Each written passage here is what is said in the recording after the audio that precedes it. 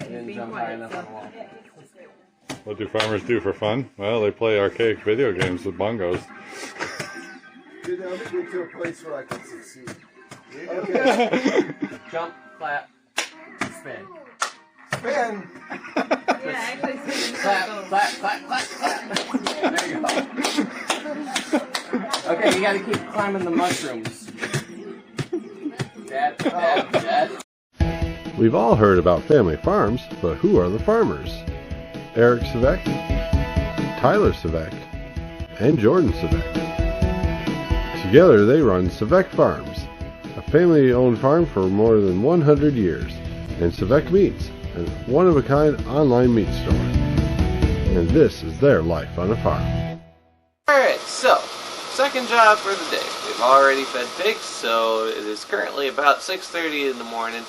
And next thing we have to do, make feed.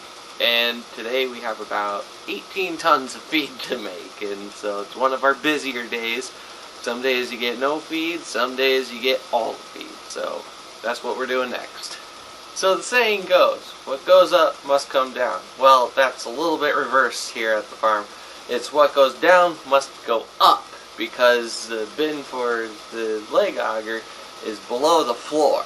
So you dump it down into the floor to send it up to the augers that then take it whatever direction you need it to go. And use it as a template to drill holes in this piece of steel.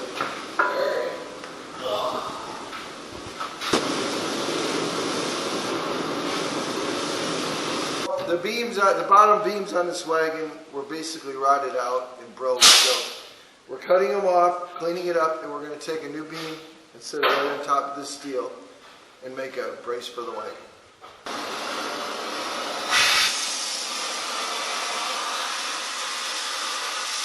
Ready? Yep. Alright, so we have the disc and packer set up, and what we use this for is planting the cover crop and wheat and barley. Now, over the years, your disc blades end up looking a bit like this. It still looks like it's a pretty good size, right? Well, when you compare it to the new one, there's clearly a difference. So we are currently taking off all the old ones, and we're going to replace them with these nice shiny black disc blades, and at the same time we're also going to be redoing some brackets, because as you can see we've had some makeshift brackets over the years, and so we finally got new ones we can put on it. Alright. And now we're working on the combine.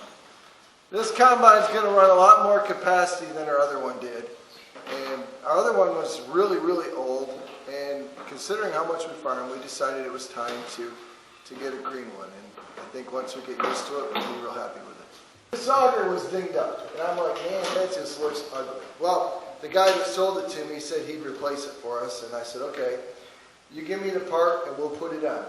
So in a couple days, we're going to take this 15-foot tube off using our hoist over there, and we're going to slide it off and then slide a new one back on. We never dreamed it was 15 feet. No, we didn't realize how this worked, but because we have a hoist, it should make the job pretty easy.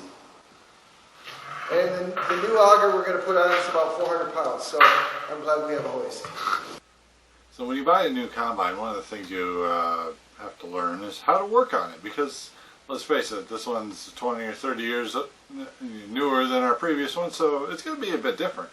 So first and foremost, there's always the operator's manual, and this is pretty brainless stuff, really. I mean, it makes sense. It's not that hard reading, so it tells you kind of how to run it. But when it gets to working on it, this is your parts catalog. So just a little bit of light reading, and then that always comes too with a technical manual. So there you go. That's all the stuff we need to read and figure out how to work on the combine.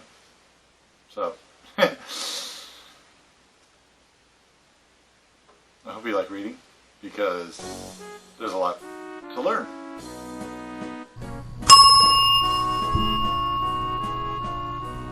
Alright, welcome everybody. Last time I was trying to sell you car parts, but now we have some used tractor and disc parts and all sorts of stuff. So let me take you through what I have here. So, first things first, got some used bearings. Come zoom in on this. Come on, get over here. So used bearings. This one's a little bit better. This one is a good cutaway if you want a good example of what a bearing looks like. If you do want to save on packaging, I can send it in this box and not an actual complete box. So that's an option there. Secondly, we got this doohickey. I've actually never seen this before, but it showed up, and well, I'll sell it. I'll sell it to someone who knows. Then got a bearing holder for the bearings that I was just showing you. Still actually in pretty decent shape. That actually might be useful.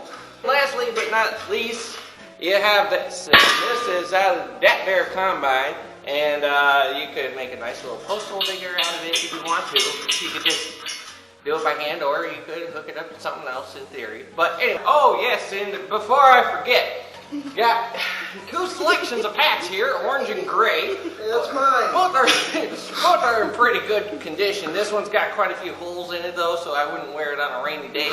But other than that, do what you will.